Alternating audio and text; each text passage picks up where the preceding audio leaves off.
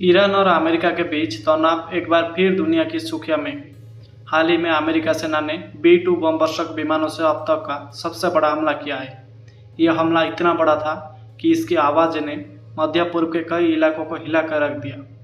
फिर भी अमेरिका लगातार कह रहा है कि वो ईरान के साथ युद्ध नहीं चाहता। सवाल ये उठता है कि इतने बड़े सैन्य ऑपरेशन के बाद भी अमेरिका जंग से इनकार क्यों कर रहा है। आइए इस पूरी घटनाक्रम को विस्तार से समझते हैं। 10 जून 2025 को अमेरिकी की रक्षा मंत्रालय ने पुष्टि की है कि अमेरिका ने B-2 स्टील्थ बॉम्बर विमानों के जरिए सीरिया और इराक की सीमा पर रहने वाले उन ठिकानों पर हमले किए हैं जिनका कथित तौर पर संबंध ईरान समर्थित मलेशिया समूह से था। सूत्रों के अनुसार इस ऑपरेशन में 30 से अधिक सटीक निर्देशित बम गिराए गए। यह अब तक का सबसे बड़ा हमला था जिसमें अमेरिका ने एक ही समय में इतने B-2 बमवर्षक विमानों का प्रयोग किया। B-2 बम्बर अमेरिका की सबसे एडवांस स्टील्थ टेक्नोलॉजी वाला विमान है जिसे रडार पर पकड़ना बेहद मुश्किल है। यह विमान परमाणु और पारंपरिक दोनों तरह के हथियार ले जा सकता है। इसकी सबसे बड़ी ताकत है इसकी सटीकता और गुप्तता। इस हमले में B-2 विमानों का इस्तेमाल करना बताता है कि अमेरिका ने इसे एक बहुत ही गंभीर सैन्य कार्रवाई माना है। ईरान ने इस हमले की कड़ी निंदा की है और इसे अपनी संप्रभुता के खिलाफ सीधा हमला बताया है। ईरान के विदेश मंत्रालय ने बयान जारी करके कहा कि अमेरिका क्षेत्र में अस्थिरता फैलाने का काम कर रहा है। ईरान समर्थित कई मलेशिया समूहों ने भी बदला लेने की धमकी दी है। अमेरिका रक्षा मंत्री का कहना है कि यह हमला आत्मरक्षा में किया गया है। हाल ही में अमेरिकी ठिकानों पर हुए ड्रोन और रॉकेट हमलों के बाद यह कार्रवाई अनिवार्य हो गई थी। लेकिन अमेरिका ये भी कहता रहा है कि वो ईरान के साथ खुला युद्ध नहीं चाहता।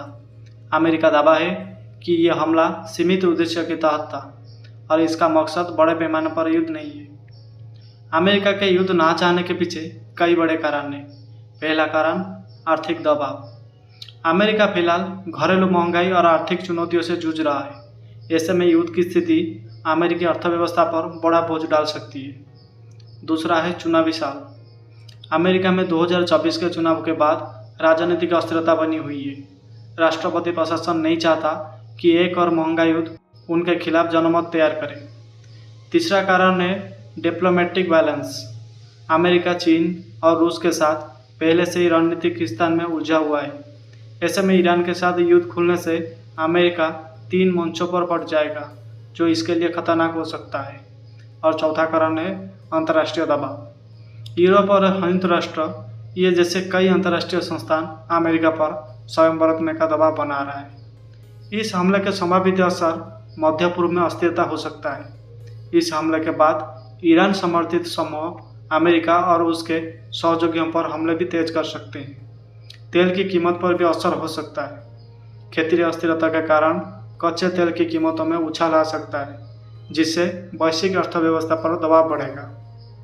राजनीतिक बयानबाजी भी हो सकता है और अमेरिका के इस हमले से ईरान के कट्टरपंथी ताकतें और मजबूत हो सकती है जो परमाणु कार्यक्रम को तेज करने की मांग कर सकती है। ये हमला मौका नहीं है जब अमेरिका ने सैन्य कार्रवाई करने के बाद भी युद्ध से इनकार किया हो।